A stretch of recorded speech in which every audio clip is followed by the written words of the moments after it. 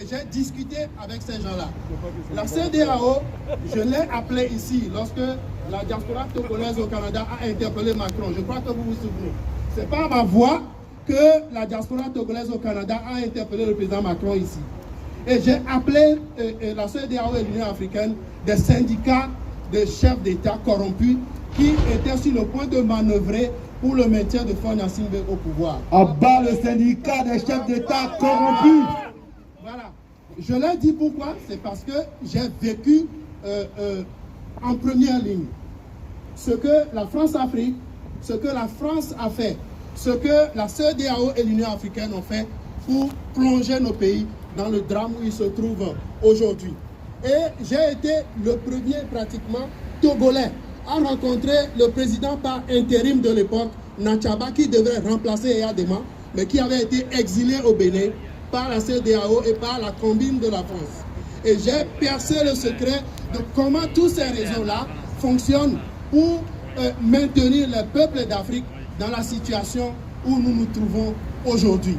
Et c'est pour cela que la notion ou le nom de syndicat de chef d'État est le nom que ces gens-là méritent. Mais je voudrais prendre le monde à témoin pour dire aujourd'hui, ici, 6 septembre 2020, que Emmanuel Macron, dont on a parlé ici à tour de rôle, fait partie de ceux que nous appelons aujourd'hui le syndicat des chefs d'État corrompus qui détruisent l'Afrique. Et pour plusieurs raisons, parce que très souvent, c'est de la France que partent les complots qui plombent la vie sociale, la vie économique, la vie politique des pays africains. Alors, lorsque nous avions appelé ce chef d'État-là un syndicat de chefs d'État corrompus, illégaux, mal élus, imposteurs, cela n'avait pas plu au président Alpha Condé de Guinée. Je ne sais pas si vous vous souvenez, au mois de juillet, alors qu'il était facilitateur dans la crise sociopolitique qui secoua le Togo, il était allé au Togo et il a voulu nous faire ressentir sa colère. Et il nous a dit, oui, nous ne sommes pas un syndicat de chefs d'État. Eh bien, je veux dire à Alpha Condé, à Emmanuel Macron, à Alassane Ouattara et tous les autres imposteurs d'Afrique francophone, que s'ils ne veulent pas qu'on les appelle syndicats de chefs d'État corrompus, qu'ils laissent nos pays en paix. Et s'il y a une leçon que nous voulons partager avec le peuple malien dans cette affaire, c'est 2 leçons. La première, c'est de ne jamais faire confiance à la CEDEAO, à la France, lorsqu'ils viennent vous dire faites ceci, faites cela, ou vous font des propositions ou des promesses. Ne vous fiez jamais à leurs promesses. Ne vous fiez jamais à leurs promesses. Faites ce que vous, en tant que peuple souverain, vous avez décidé de faire.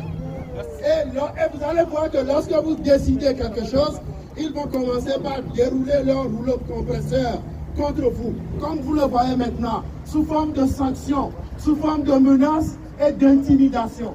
Et lorsqu'ils font ça, deuxième leçon, ne cédez pas à leurs intimidations, ne cédez pas à leurs menaces, ne cédez pas à leurs sanctions, mais au contraire, faites appel aux autres peuples d'Afrique, du Gabon, du Cameroun, du Togo et de tous les autres peuples qui souffrent pour qu'ils se joignent à vous. S'il faut prendre des moyens plus forts pour mener ce combat, s'il faut aller à des sacrifices extrêmes, vous verrez que les autres Africains seront prêts à aller à ces sacrifices-là avec vous. Il vaut mieux tenir ferme et mourir plutôt que de se fier aux fausses promesses de ce syndicat de chefs d'État et de voir nos pays, de voir nos populations, de voir nos familles souffrir comme nous le voyons maintenant. Nous voulons en appeler à une union de toute l'Afrique, de tous les peuples d'Afrique contre l'imposture politique que la France installe à la tête de nos pays. Nous en appelons à une Afrique unie, mais à une Afrique résolument debout à partir de maintenant pour mener ce combat-là, vaille que vaille et sans relâche jusqu'à la fin et jusqu'à la libération totale de tous nos pays. Vive l'Afrique debout! Rodep Africa! Rodep Africa! C'est le jour de l'Afrique! C'est le jour de l'Afrique! C'est l'heure de l'Afrique! C'est l'heure de l'Afrique! Nous faisons ce serment, nous faisons ce serment, nous ferons le Mali, nous ferons le Mali, nous ferons l'Afrique, nous ferons l'Afrique. même s'il faut notre sang, Même s'il faut notre sang, nous irons de l'avant, nous irons de l'avant. même s'il faut notre sang, Même s'il faut notre sang, nous irons en courant. nous irons en courant. C'est le jour de l'Afrique, C'est le jour de l'Afrique. c'est l'heure de l'Afrique. Merci, merci.